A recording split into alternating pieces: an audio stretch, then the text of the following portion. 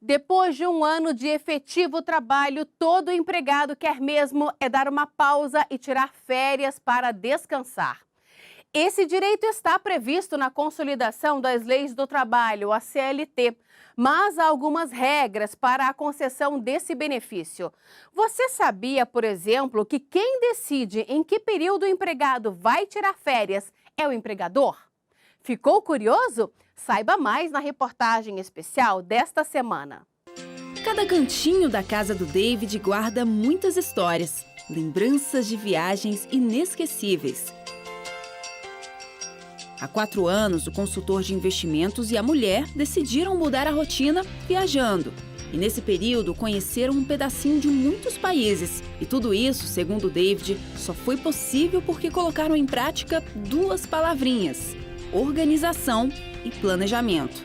A partir do momento que nós decidimos conhecer outros países, nós nos planejamos, nós escrevemos quais eram esses países e aí sim a gente começou a nossa organização. O David é formado em economia e todos os planejamentos dessas últimas viagens foram para a tela do computador. Aqui ele colocou os gastos com passagens, hospedagem, passeios, tudo saiu como esperado. E como viajar virou uma prioridade para ele, as próximas férias, em maio do ano que vem, já tem um destino certo. Será em Orlando, na Flórida. Mas para isso acontecer, o consultor já começou a se programar em agosto. Tudo que nós fazemos, nós abrimos um controle. Por exemplo, passagem, nós temos um orçamento, um valor X. Conseguimos, ok, vamos anotar. Em quantas vezes nós vamos pagar essa passagem? Vamos anotar. Hospedagem, da mesma forma. E também, no caso da Flórida, né, que muitos brasileiros querem ir para a Flórida, vão para a Flórida. Os parques, é melhor pagar antes ou é melhor pagar depois? Então, isso a gente analisa e coloca realmente tudo na ponta do lápis. O período de descanso do David já está muito bem programado. Mas e você? Para onde pretende ir nas próximas férias? Eu, com certeza, hoje iria para o Caribe. Rio de Janeiro, né? Assim como a Sheila e o Renan, o desejo de muitas outras pessoas é estar assim, tranquilo, descansando em meio a uma boa sombra, pertinho do mar, né? Mas para chegar nesse cenário, o empregado, principalmente aquele que trabalha com carteira assinada, além de planejar a viagem dos sonhos, precisa também se planejar aqui, dentro da empresa. A legislação prevê que todo profissional tem direito a 30 dias de férias após 12 meses de trabalho. E é justamente na hora de solicitar o benefício que o empregador e o empregado devem ficar atentos a algumas regras. Você sabia que é o empregador que define o período em que o empregado vai tirar as férias? Mas é o profissional que decide se gostaria ou não de dividir os dias de descanso. Essas decisões devem ser tomadas com, no mínimo, 30 dias de antecedência. E a empresa deve fazer a anotação na carteira de trabalho, no livro ou nas fichas de registro do profissional. A Consolidação das Leis do Trabalho prevê o direito de fracionamento de férias no artigo 134. Mas as regras foram alteradas pela reforma trabalhista no ano passado.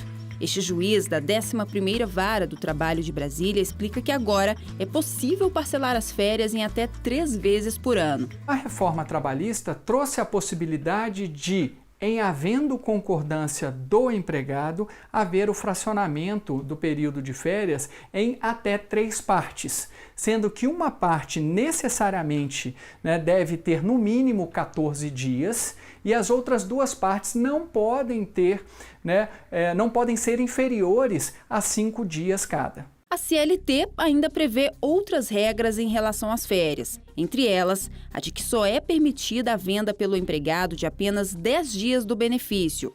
O pagamento da remuneração das férias deve ser efetuado pela empresa até 2 dias antes do início do período. A partir da 6ª falta não justificada durante o período aquisitivo, o empregado pode ter esses dias descontados das férias.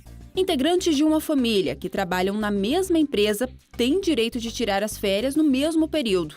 O profissional que ainda é estudante, menor de 18 anos, tem o direito de conciliar as férias do trabalho com as da escola.